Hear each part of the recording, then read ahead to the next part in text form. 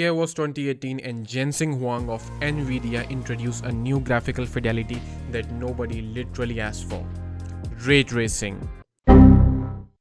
It was launched with an announcement of their three new shiny GPUs, RTX 2080 Ti, 2080 and 2070, based on Turing architecture. And I kinda admit that myself was guilty of buying an RTX GPU too, though I really use that technology. And I just developed a new habit of playing table tennis.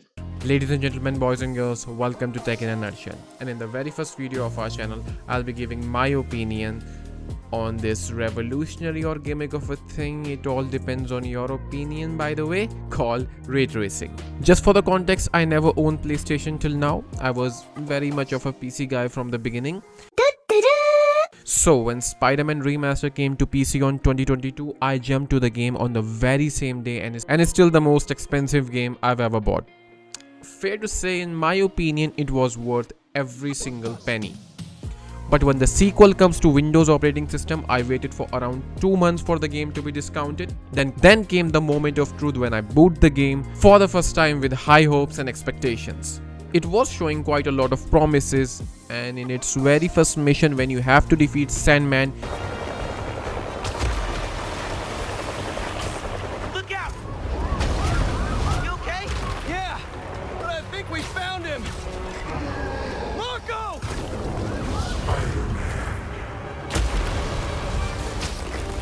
What the? That's Sandman?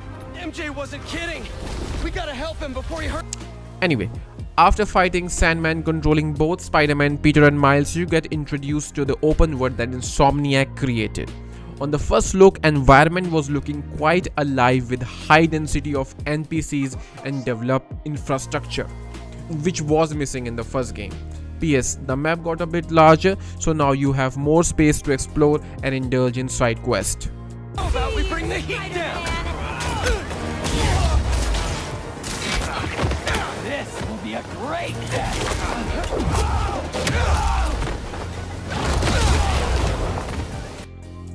Though after around 3 hours of gameplay, I started to notice something. The reflections were looking kinda dull, as you might not expect from a modern AAA title. And don't you even get me started on constant stuttering and weird glitches, but that could be a topic for another video. As to counter the dull reflection, I started scrolling through the various game settings. By the way, I'm using RTX 2070 Super paired with Ryzen 5 3600, and the resolution is 1080p, as the graphical setting was set on high preset with no upscaling and frame generation enabled, as I was using the same setting for Spiderman Remaster. In Spiderman 2, I was getting around 60 to 65 FPS on average with regular frame drops, which only shows that the PC port was not fully polished when it was released to common public. Still, 60 FPS is a lot when you are playing story-driven game. Then came the time when I turned on RT, as the frame rate drops straight to 20 to 25 FPS, which at any point is not playable at all. To counter the lost FPS, I turn on DLSS and frame generation. You can say it somehow regained some FPS, but there were weird artifacts and ghosting on regular intervals.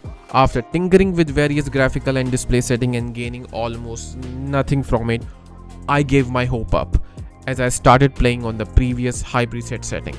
Then after quite a long session of playing the sequel, I came back to the OG one, as I told you earlier that the RT was disabled on this game too, but the reflections were quite amazing as compared to its successor. I started thinking, how come a game which is around 4 years old can look so good and somehow look even better than the sequel with exactly the same graphical fidelity. Now, whatever things that I've said, I want you guys to witness that in the real time.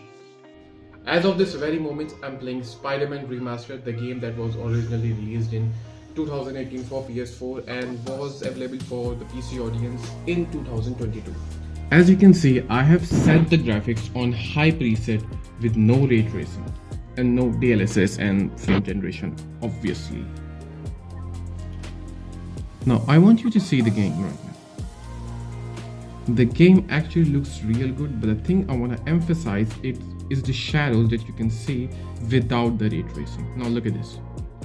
You can still see the building, the shadow of the buildings even when the ray tracing is off.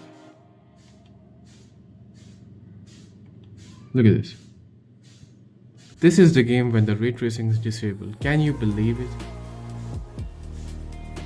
Look at the shadows. The shadows look real crisp and really fabulous.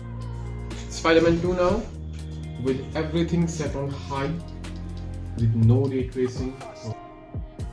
Okay, now let's play the game.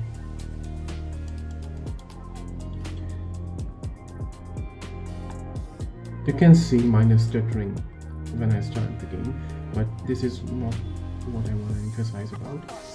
You can see this is a glass. Can you see any single shadow of any building? Look at this. This is a glass building and you can see nothing. The game looks so flat and so boring when the ray tracing is turned off. Look at this. Look at this. This is a glass building and you can't find a single instant when you can see the shadow. There's a glimpse of shadow, but there's no clear shadows in it. There's no clear reflections. There's no lighting. It looks dull.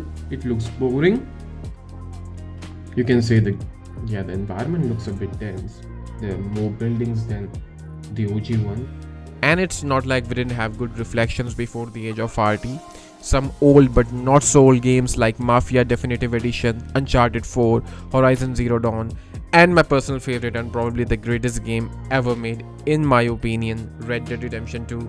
These are just few of the many examples of the great project in which this modern technology was not present, still they look somehow even better than Spider-Man 2 when it comes to pure rasterization performance.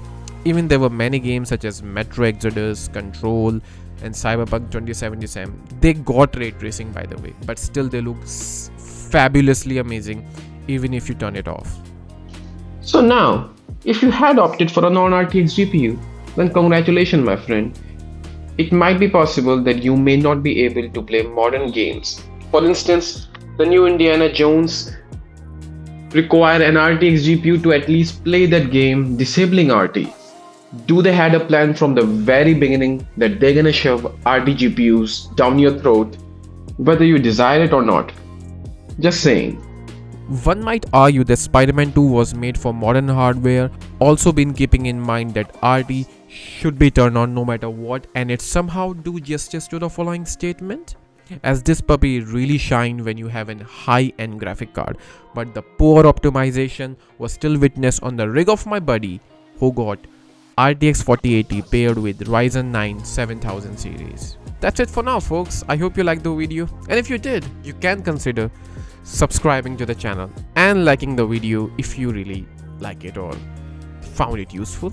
Till then, I'll see you in another video on another topic related to some gaming I guess. So bye bye for now.